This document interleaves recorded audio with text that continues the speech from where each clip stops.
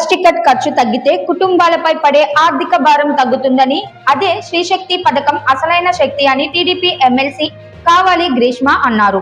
కూటమి ప్రభుత్వం సూపర్ 6 అని మేనిఫెస్టోలో పెట్టడం జరిగింది అధ్యక్ష. అయితే సూపర్ 6 అనేది కేవలం ఎన్నికల నినాదం కాదు అధ్యక్ష, అది ప్రజలకు ఇచ్చిన పవిత్ర వాగ్దానం అధ్యక్ష. హామీలు ఇవ్వడం సులభం, కానీ వాటిని ఆర్థిక క్రమశిక్షణతో సమయ పాలనతో అమలు చేస్తూ కూటమి ప్రభుత్వానికి ముందుగా నేను కృతజ్ఞతలు తెలియజేసుకుంటున్నాను అధ్యక్ష.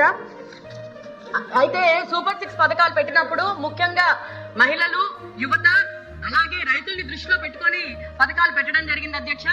అందులోని ముఖ్యంగా మహిళల్ని దృష్టిలో పెట్టుకొని శ్రీశక్తి పథకం పెట్టడం జరిగింది అధ్యక్ష. మహిళల ప్రయాణానికి సౌకర్యం కల్పించడంతో పాటు కుటుంబాల ఖర్చులను తగ్గించడంలో ఈ పథకం కీలక పాత్ర పోషిస్తుందని ఆమె పేర్కొన్నారు. అయితే ఈ పథకంలోని మహిళలకు ఉచిత బస్ ప్రయాణాల గురించి ముఖ్యంగా ఈ పథకం ఉంటుంది అధ్యక్ష.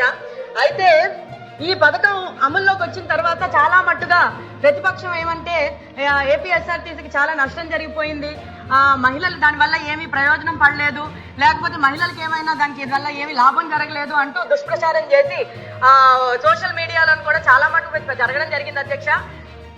మహిళలకి అన్యాయం ఏదైనా జరుగుంటే వాళ్ళ ఇంట్లోని వాళ్ళ నాయకుడు వాళ్ళ తల్లి చెల్లికి జరుగుతుంది, కానీ కూటమి ప్రభుత్వం వల్ల ఆంధ్రప్రదేశ్ మహిళలకి మంచి జరిగింది కానీ చెడు ఎప్పుడు జరగలేదు అధ్యక్ష.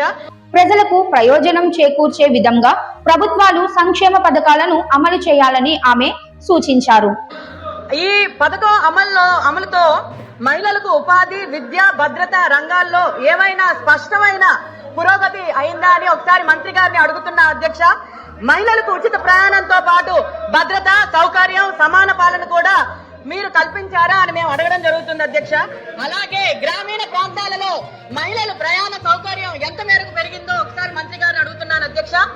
మహిళలు సురక్షితంగా, సౌకర్యంగా ప్రయాణించేందుకు ఇలాంటి పథకాలు ఎంతో ఉపయోగపడతాయని కావలి గ్రీష్మ తెలిపారు. అలాగే ఉద్యోగాలు, స్వయం ఉపాధి, చిన్న వ్యాపారాల కోసం ప్రయాణాలు చేసే మహిళల సంఖ్య ఎంత పెరిగిందో కూడా ఒకసారి అడుగుతున్నాను అధ్యక్ష. ఇప్పుడు వాళ్ళ ఇంట్లోని మహిళల గురించి వాళ్ళ నాయకుడు ఎల్లగొడితే అది మా ప్రాబ్లం కాదు అధ్యక్ష, వాళ్ళని వాళ్ళు డీల్ చేసుకోమనండి అధ్యక్ష. ఈ అవకాశం నాకు ఇచ్చినందుకు కృతజ్ఞతలు అధ్యక్ష.